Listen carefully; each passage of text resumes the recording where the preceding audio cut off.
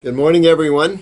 I hope this finds you all well again and getting weller. Those of you that are going through some tough times, hang in there. That's all I can say is hang in there, keep ripping it apart. Know when you need to pull back or when you need to get more aggressive. And generally, I think more aggression is at hand. But again, sometimes you have to know when to pull back. But good morning, good morning. Is that not a beautiful card? Is that not a just gorgeous card?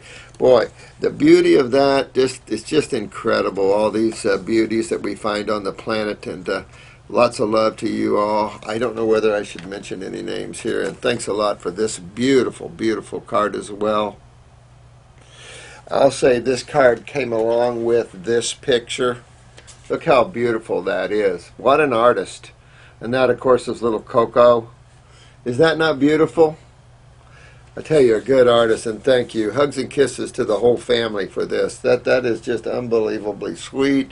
It captured all our hearts here. Beautiful artist, great eyes. Thank you. I can't.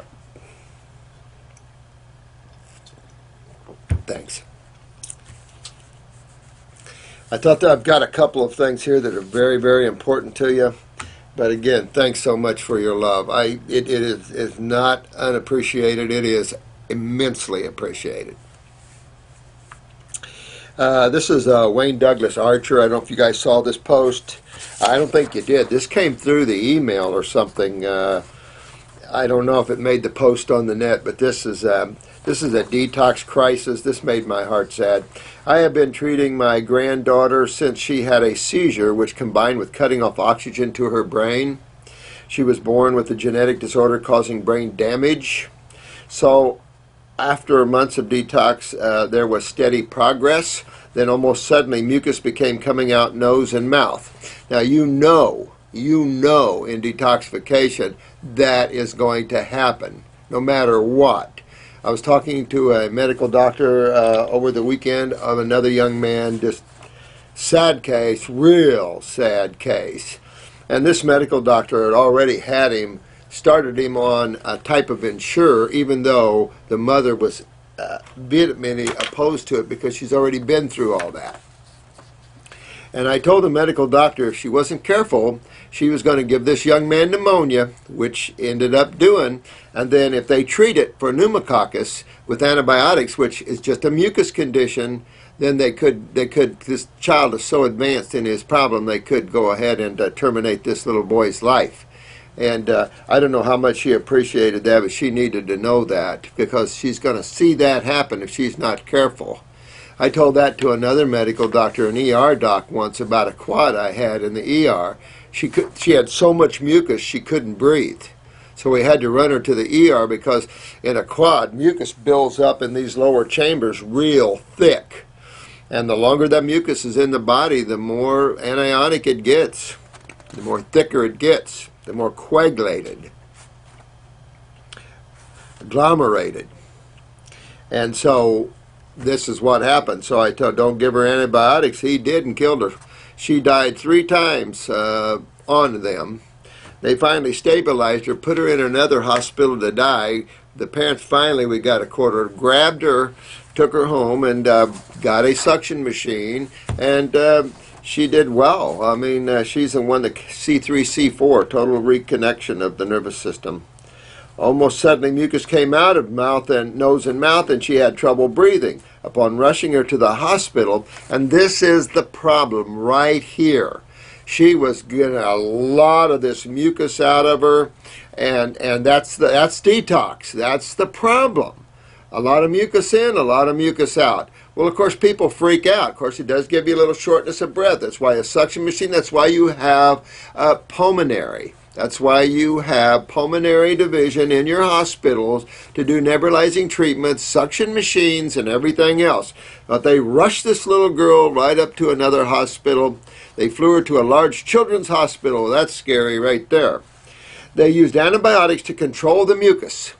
Well, right there was the worst thing that medical doctors could have done. That's where you bridge from a lack of understanding to almost insanity. They gave her a CAT scan. Okay, so here we go.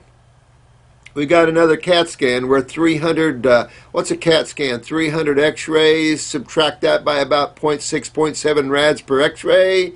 You're at about 150 rads. Nobody shoots 150 rads except CAT scans. It's what makes them so cancer-causing. And you did that of the brain. I was shocked. She is 10 years old and breathing on her own. They started that because of brain damage. It would be best to have her pass or killed than to continue with her 24-hour care. This is what I assume they told the parents. Do brain cells regenerate? Absolutely. Need to hear some other opinions? Absolutely. This is, I thought, was an incredible case. One where these type of cases are so far out of the reach. Most cases are, no offense, but this particular case way outside of the medical realm. I think that medical doctors should only be allowed to stabilize in the emergency room while we come in and clean up the job. It's what medical doctors don't understand is our level of expertise in health and nutrition. This medical doctor thought she knew more about nutrition. I said, no, no, no, no, no, honey. We know far more than you ever thought about when it comes of nutrition and chemistry and how all that is. And she was taught basic fundamental chemistry, I'm sure. And that's where you run into major problems. Trying to understand through chemistry, through the anionic and cationic factors, through the balances, through the zeta potentials, through this ionization process, bad or good, and the movement of electrons between the cations and stuff. It can get really out there, and there's so many theories. There's Schultz's and Hardy's, and there's all types of theories out there in biochemistry and in chemistry.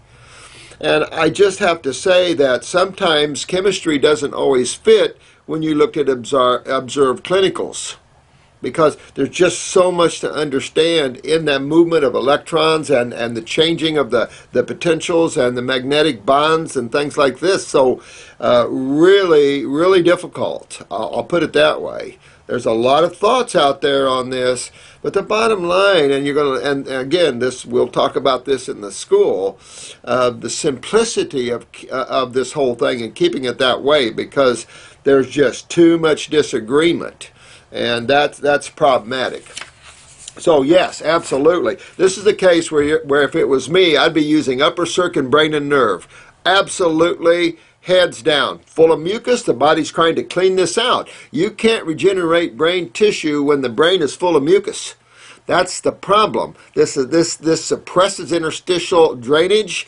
This creates this anionic or agglomerated medium, a coagulated medium. This sets up acidosis, and then, of course, with acidosis, then you have the potential of the destruction of the cells.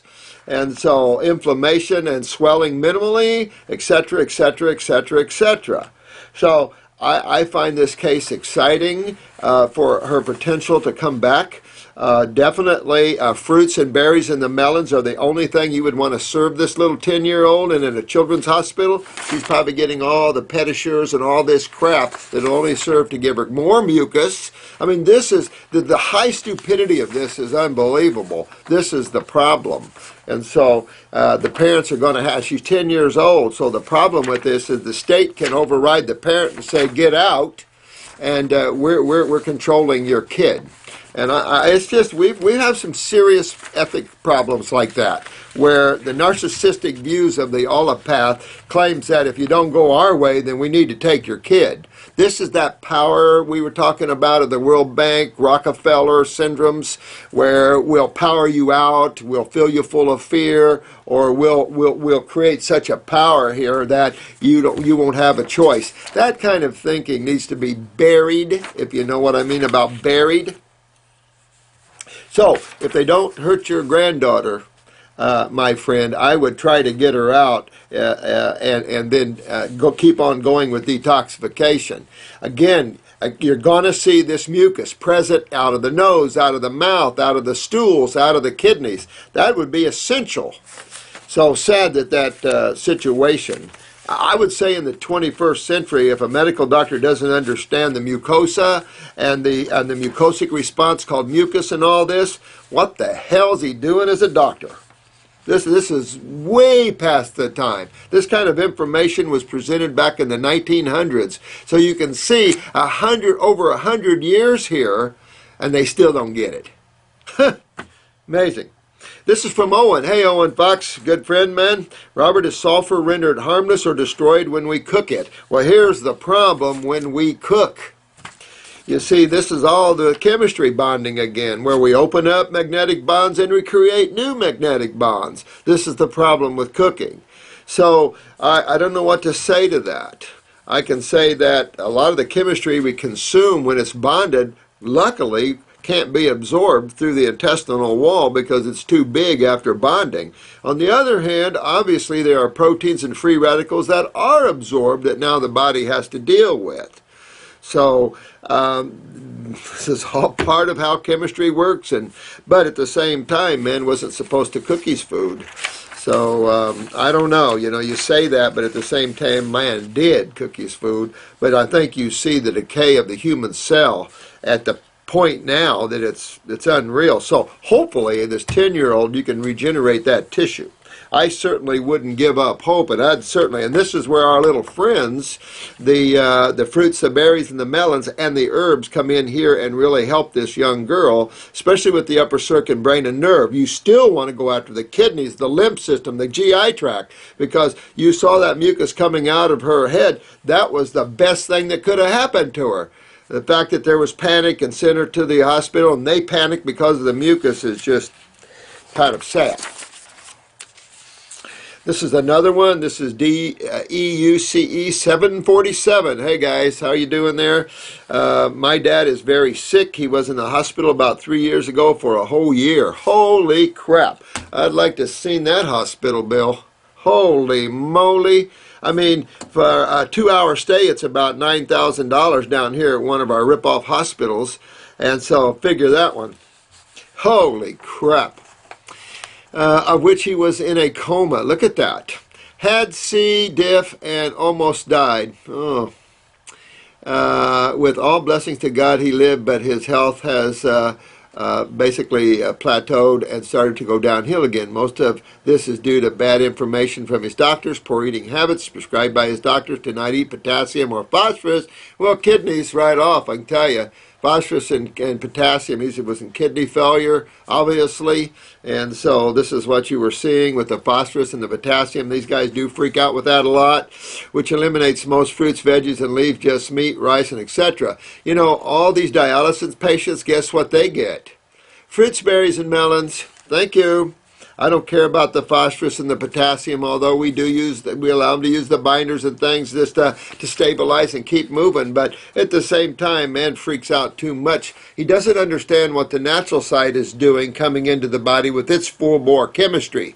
And so they just don't understand how that changes the cationic and anionic processes and the ionization processes, etc., etc., etc. Phew. Can't say I do either. I mean, we're still working again in theories here in chemistry and physics and stuff like this. So theories is simply a postulate, an assumption, given by a set of circumstances viewed through a conditioned mind. That's why spirituality is lost in the intellectualism, because you can't expand your consciousness. You're isolating it, trying to figure out how the isolates work and bond together with the cofactors and etc., etc., etc.